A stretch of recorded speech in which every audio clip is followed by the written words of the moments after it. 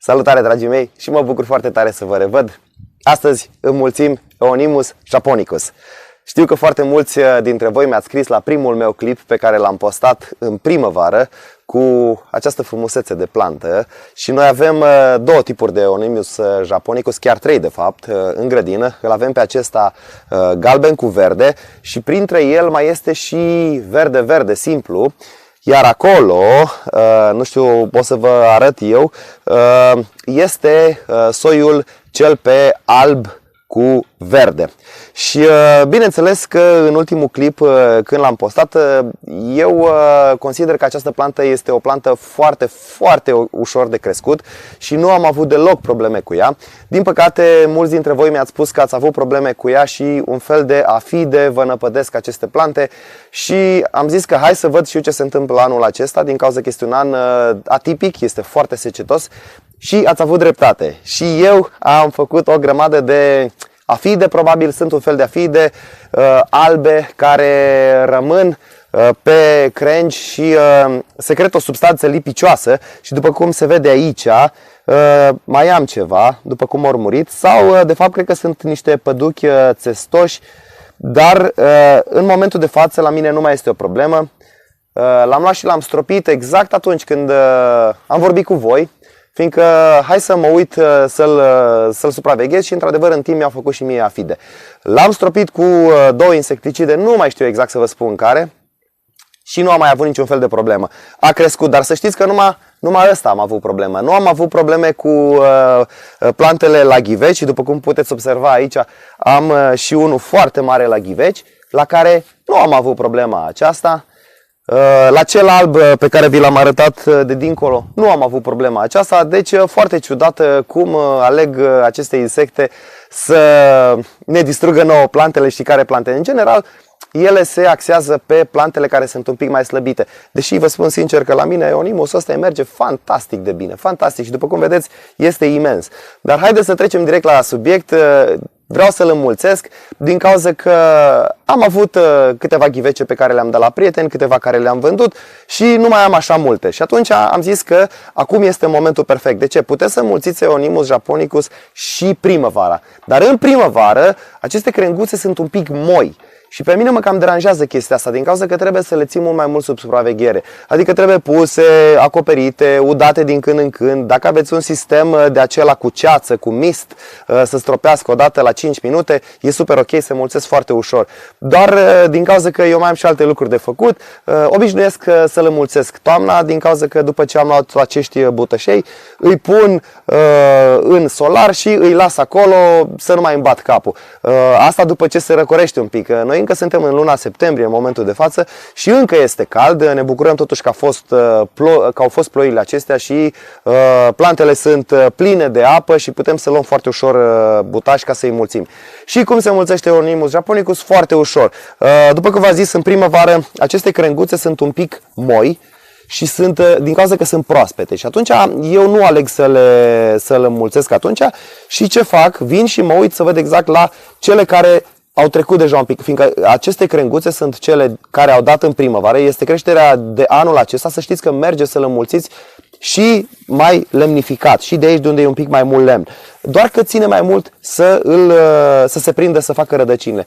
Și atunci, mergem, uitați-vă de exemplu la crenguța aceasta, acestea sunt creșterile de anul acesta. Aceasta în primăvară era foarte moale și mi era foarte greu să o mulțesc. Și atunci o iau pe aceasta de aici.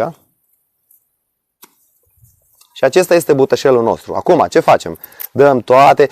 Procesul este același la majoritatea plantelor. Foarte ușor. Dăm jos absolut tot și mai lăsăm câteva frunzulițe, vreo 2 sau 3.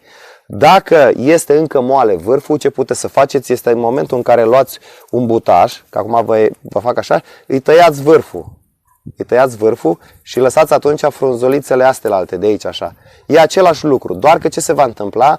Acest Euonymus, în momentul în care va prinde rădăcină, nu se va duce în sus, ca și acesta, deci creșterea nu va fi în sus, ci creșterea lui va fi din lateral. Dar nu cred că vă interesează, din cauza că Euonymus, numai dacă vreți să-l faceți pomișor. Euonymusul, la cât iesa de mare, mă gândesc că vie ok. Bun, deci dăm frunzulițele toate jos și mai lăsăm undeva la 2 sau 3. Cam atâta. sunt frunzulițe mici, nu trebuie să vă bateți capul și bineînțeles, mă știți pe mine cu cutia de depozitare. Am fost la Lidl zilele astea și mi-am mai luat o tură și aici, după cum vedeți, am mai înmulțit încă celelalte soiuri, cel pe alb cu verde și acum l-am pus și pe acesta cu galben cu verde. Și altceva nu trebuie să faceți decât să vă asigurați că aveți un nod aici.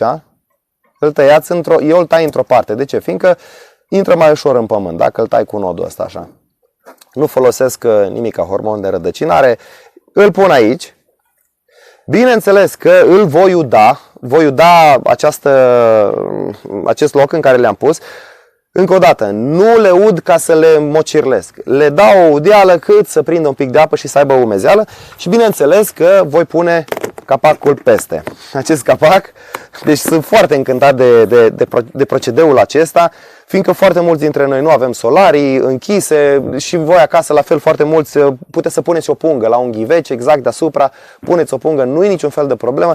Ce este foarte important în momentul de față, după ce le-am udat, să le punem într-un loc umbros. Să bată soarele, dar nu pe ele. Și de ce este încă o dată fain să le luăm să luăm acești butași acum toamna? Din cauza că soarele nu se mai duce sus. Soarele deja se duce în lateral și puteți să vă faceți un loc oriunde în grădină, să-l acoperiți, să puneți, nu știu, niște carton, ceva și să protejați. Deci să fie foarte mult soare, dar exact pe acești butași să nu bată deloc soarele, că altfel înăuntru se vor dezvolta tot felul de boli, fungi și vă mor. Încă un lucru pe care trebuie să îl luați în considerare. Euonymus japonicus face rădăcinile destul de greu. Va trebui să așteptați un pic, s-ar putea chiar să vă cadă frunzulițele acestea mici, s-ar putea să le cadă. Și eu am pățit, le-au căzut frunzulițele și am lăsat în pace. I-am lăsat în pace și a venit primăvara. Și în primăvară, pur și simplu, a explodat. Din cauza că eu îi țin în solar, e mult mai ușor să îi verific, dar dacă voi nu aveți un solar, atunci măcar să-l puneți într-un loc protejat, că iarna nu mai contează. El, în principiu, la Euonymus nu-i pică frunzele și este o plantă veșnic verde sau galben cu verde. Și în primăvară o să plece din nou în vegetație. Deci ceea ce trebuie să rețineți este că s-ar putea să trebuiască să așteptați un pic cam mult până vor face rădăcini. Țineți minte, Euonymus, el în general ca și plantă, este o plantă cu creștere înceată, medie spre înceată. Bun? Ok, mă duc să le dau o deală, să le pun la umbră și, într-adevăr, în momentul în care se răcește foarte tare afară, le voi băga în solar. Eu, în momentul de față, acesta nu-l bag în solar. Îl iau și îl pun aici în spate, un loc, lângă cușca lui Daisy, că nu bate soarele acolo. Bun, vă mulțumesc că v-ați uitat la acest clip. Dacă aveți întrebări, postați-le în secțiunea de comentarii, că vă răspund la fiecare în parte. Dacă v-a plăcut clipul, dați un like, un share, abonați-vă la canal. Mulțumesc foarte mult că v-ați abonat la canal în ultima perioadă. Sunt de-a dreptul încântat, deci chiar sunt încântat. Vă mulțumesc foarte mult de tot. Până data viitoare, să rămâneți sănătoși și să ne vedem cu bine. Ceau, ceau!